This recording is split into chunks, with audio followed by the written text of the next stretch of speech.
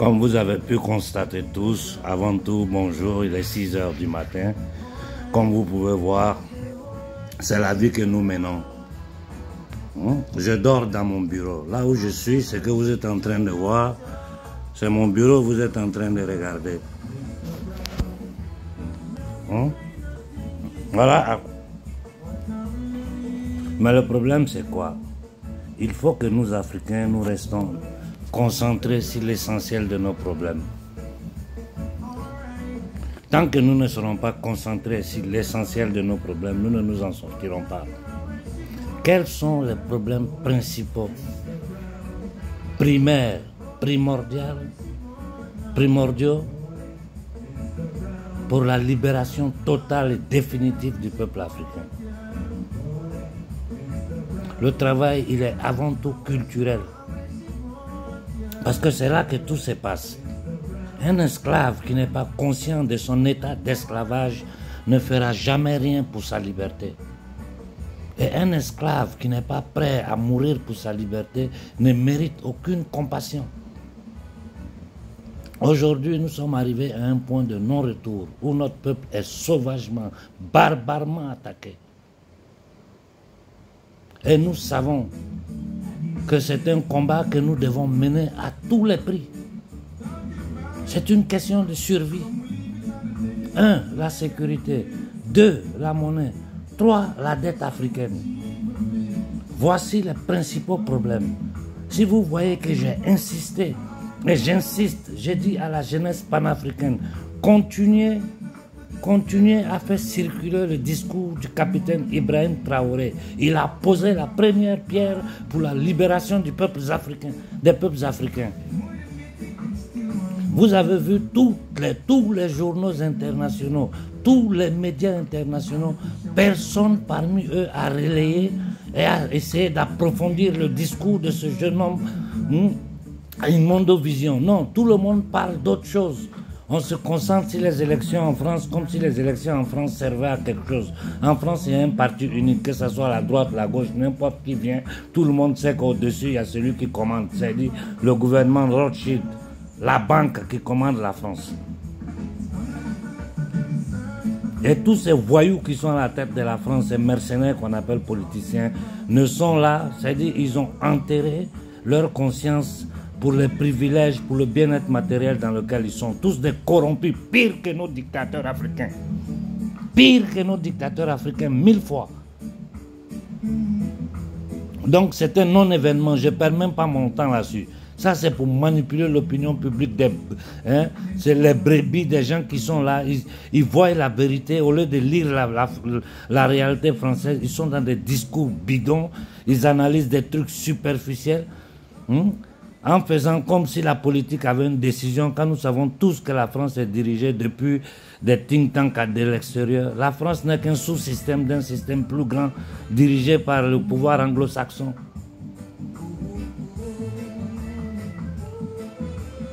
Il faut que nous, Africains, nous prenions conscience de la situation mondiale. Nous sommes les plus humiliés, les plus pauvres, les plus maltraités. Notre territoire est attaqué par tous les moyens. Tant que c'était nous les activistes qui parlons, vous pouvez dire non, ce sont des activistes de quoi? Un chef d'État africain a parlé. Et un chef d'État qui descend de la terre de Thomas Sankara, assassiné par ces mêmes gens. Nous sommes devenus réalité et nous sommes dans des discours bidons. La CEDEAO, c'est quoi? Quand un président comme Assimi Goïta est sorti publiquement pour dire qu'on l'appelait de l'Élysée, pour lui dire tu vas nommer telle personne, premier ministre, telle personne. Toi, tu restes à l'Élysée, tu donnes des ordres au Mali pour nommer quelqu'un. Ibrahim Traoré a dit clairement. On nous a approchés pour nous dire, bon voilà, il faut rentrer dans les rangs parce que c'est à l'extérieur qu'on choisit les dirigeants africains. Et nous parlons de CEDEAO, quand nous savons que la CEDEAO est financée par eux. Et d'ailleurs, la France fait partie de la CEDEAO, c'est les propriétaires du franc CFA. Le discours d'Ibrahim Traoré, écoutez-le et réécoutez-le. Il a fait la synthèse de l'historique de l'homme noir depuis 600 ans. esclavage, colonisation, néocolonisation, agression avec les terroristes, création de groupes armés, des psychopathes pour attaquer nos populations. Et nous, on parle de diplomatie avec ces gens-là. Ces gens-là osent venir chez nous, nous parler de droits humains.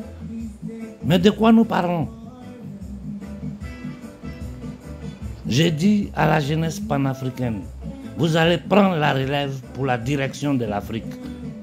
Commencez à pouvoir vous organiser dès maintenant. Il faut que vous compreniez une chose qui est essentielle. Tout ce système-là est basé sur le vol, le pillage des richesses africaines.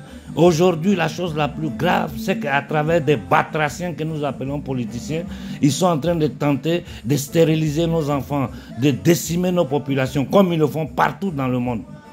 Je ne vais pas rentrer dans cette opération, vous savez de quoi je parle. J'ai dit n'importe où, quiconque vient se présenter devant vous pour vous parler de vous foutre ces trucs-là dans le corps, refusez. Plus que ça, on ne peut pas faire. Moi, pour ce combat-là, on m'a envoyé la police à la maison à 6 h du matin. Je vais m'arrêter là, mais je veux que nous restons nous lisons le monde dans sa réalité. Que nous soyons pragmatiques, concrets dans nos actions. Parce que l'ennemi est machiavélique, l'ennemi est fourbe. L'ennemi est sans âme ni conscience. Il faut commencer à délégitimer toutes ces institutions internationales.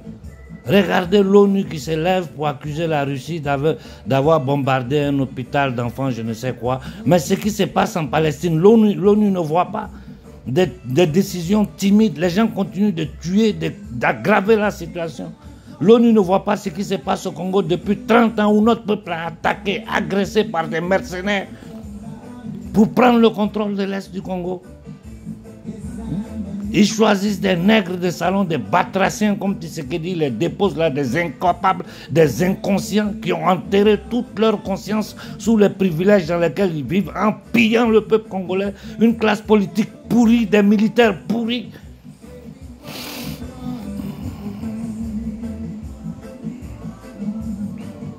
Mais ce combat, nous l'avons déjà gagné. Parce que on peut dominer, maltraiter, soumettre un peuple inconscient. Mais un peuple qui a tout compris, c'est impossible, c'est une question de temps. Je fais mes encouragements aux 3 chefs d'État de l'AES. Tenez dur, tenez bon. Vous avez l'Afrique derrière vous, vous avez l'humanité derrière vous. Je demande à n'importe quel gouvernement du monde de se lever pour contredire le discours d'Ibrahim Traoré. Personne ne peut contredire ce qu'il dit. Tout ce qu'il peut faire, c'est mettre le silence là-dessus pour empêcher à l'opinion publique, à la grande majorité de l'humanité d'écouter. C'est un discours émouvant. Il faut l'approfondir pour voir la souffrance du peuple noir depuis 6 siècles. Aucun gouvernement, ni français, ni anglais, ni américain, ni l'Europe, personne, ni les Nations Unies ne pourra contrebattre ce discours. C'est le silence qu'ils vont faire. Et nous, ce silence-là, nous n'allons pas le permettre. Préparons-nous à lancer des manifestations de masse dans tout l'AES pour soutenir ce que le capitaine Ibrahim Traoré vient de dire. Et j'ai dit à nos 3 dirigeants, nous sommes au pied du mur, nous n'avons pas le choix, nos populations souffrent. Sur le plan sécuritaire, vous êtes en train de faire un bon travail, mes compliments, accélérer les choses. Comme le professeur Nicolas Oubaou a dit, pour créer une monnaie à ces 3 jours, projet de loi, parlement, on bat notre monnaie. Si on parle de banque d'investissement, c'est dans quoi on va faire, dans francs CFA. Tout ce que nous vous demandons, accélérer les choses. Nous avons toutes les cartes en main pour pousser nos pions. L'argent, c'est quoi? C'est basé sur quoi? Sur les richesses, sur des valeurs réelles. Nous sommes pleins de tout ce qui sert pour le futur. Nous avons tout. L'Afrique est une terre bénie. Créer notre monnaie basée sur des valeurs vraies, or, diamant, cobalt, lithium, tout ce que l'Afrique a. Oh, mais l'Afrique est un scandale. Et ce système-là vit sur le sang, sur la chair du peuple africain. Donc nous devons comprendre qu'ils vont tout faire pour nous empêcher de nous libérer.